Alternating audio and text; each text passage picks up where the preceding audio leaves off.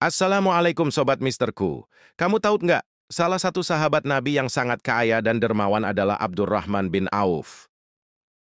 Beliau dikenal sebagai saudagar sukses yang bukan hanya tajir tapi juga dermawan luar biasa. Kekayaannya bukan hasil warisan atau kebetulan, tapi dari kebiasaan baik yang ia jaga sepanjang hidup. Nah, hari ini kita bakal kupas tuntas kebiasaan-kebiasaan orang kaya yang bisa kamu tiru mulai sekarang. Ini bukan soal hoki, tapi soal kebiasaan kecil yang punya pengaruh besar dalam hidup. Siapa tahu kamu udah mulai jalan ke arah sana dan siap menjadi orang kaya. Kebiasaan yang pertama, orang kaya itu ternyata suka membaca. Orang kaya punya satu ciri khas, mereka rajin membaca. Bukan baca gosip atau scroll medsos berjam-jam, tapi buku pengembangan diri, kisah inspiratif, atau sejarah dunia. Contohnya, lihat saja orang-orang sukses masa kini. Mereka tetap belajar setiap hari, entah lewat buku, e-book, podcast, atau video edukasi di YouTube. Demikian juga orang-orang yang sukses pada zaman dahulu. Pada zaman sahabat Rasulullah, seperti beliau Utsman bin Affan dan Abdurrahman bin Auf, beliau juga suka membaca. Tapi tentunya bukan membaca di sosmed ya, karena zaman itu belum ada sosmed. Yang beliau baca adalah wahyu, atau Al-Quran serta nasihat dari Rasulullah, dan juga membaca suasana atau membaca peluang usaha pada zaman itu. Ya, intinya adalah suka membaca. Apapun itu, bukan hanya terbatas pada membaca buku. Kadang, kita perlu membaca diri sendiri, membaca keadaan, membaca pencapaian, dan membaca kekurangan kita. Semua itu penting untuk tumbuh dan berkembang. Allah pun berfirman, bacalah dengan nama Tuhanmu. Surah Al-Alaq ayat 1. Ini bukti bahwa Allah sangat menganjurkan kita agar kita gemar membaca. Kalau kamu ingin kaya, jadikan kebiasaan membaca, dalam arti yang seluas-luasnya. Sekarang, kita lanjutkan ke kebiasaan berikutnya. Kebiasaan kedua, bergaul dengan orang positif. Pernah dengar nggak? Kita adalah rata-rata dari 5 orang yang paling sering kita temui. Orang kaya sangat selektif dalam memilih lingkungan. Mereka lebih suka dikelilingi orang-orang yang semangat, berpikir positif, dan punya visi. Kalau kamu masih sering dikelilingi orang yang kerjanya ngeluh atau nyinyir, hati-hati. Pepatah mengatakan, teman yang baik itu seperti penjual parfum. Meskipun kamu nggak beli, kamu tetap kebagian wanginya. Oke sahabat misterku, selanjutnya. Kebiasaan ketiga, punya tujuan hidup. Orang kaya itu nggak hidup ngambang. Mereka tahu kemana mereka mau pergi dan langkah apa yang harus diambil. Misalnya nih, kamu pengen punya rumah sebelum umur 35 tahun. Coba mulai dari sini. Hitung dulu berapa harga rumah impianmu. Misalnya 500 juta. Bagi dengan sisa tahun yang kamu punya. Misal sekarang umurmu 25, berarti ada waktu 10 tahun. 500 juta dibagi 120 bulan, 10 tahun. Jadi kamu perlu tabung sekitar 4,2 juta per bulan. Nah, kalau itu terlalu besar, jangan nyerah dulu.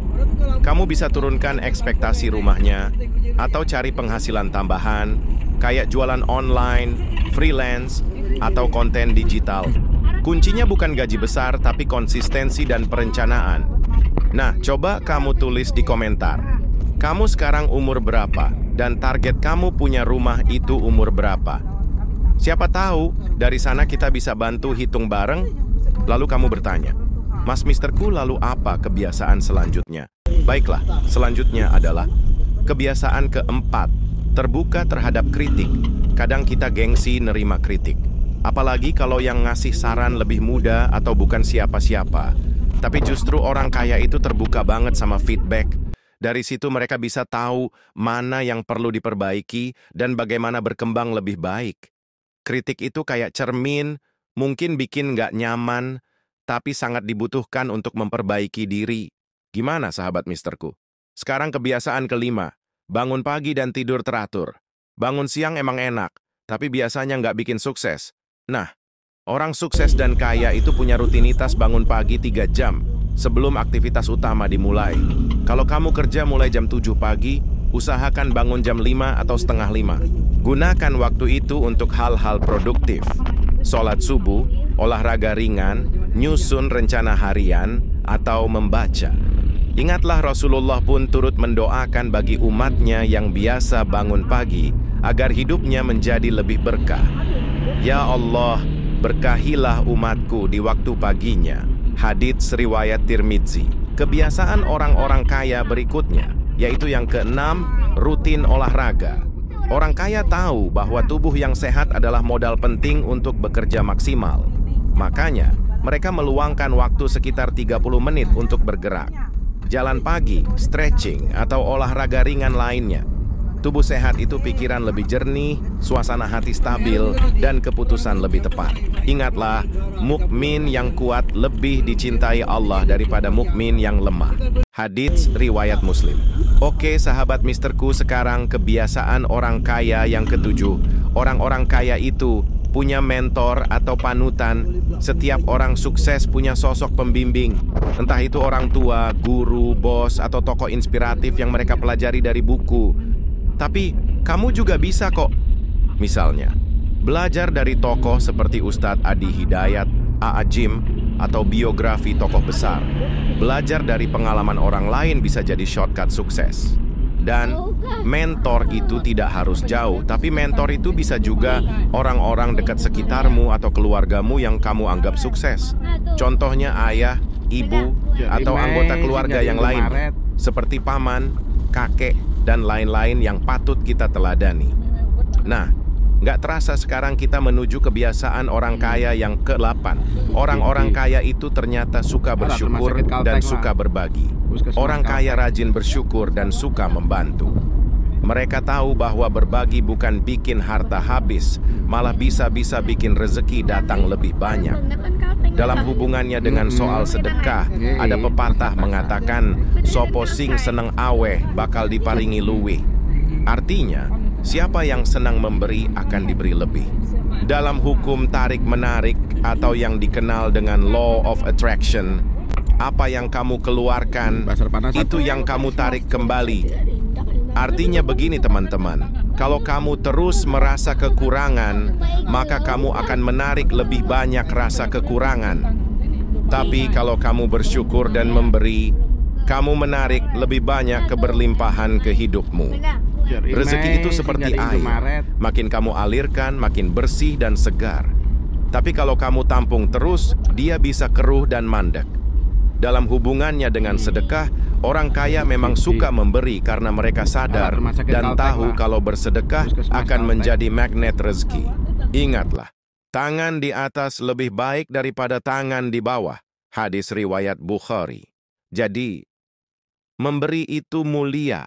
Islam pun mendorong kita untuk menjadi orang yang suka memberi, bukan malah meminta. Makanya, kita nggak perlu heran kalau banyak orang kaya yang rezekinya terus mengalir, karena mereka rajin bersedekah dan suka menolong. Semakin mereka memberi, semakin Allah tambah rezekinya.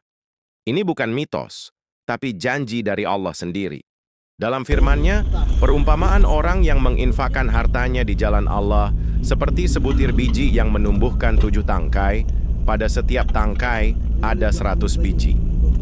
Al-Quran Surah Al-Baqarah ayat 261, bagian 14.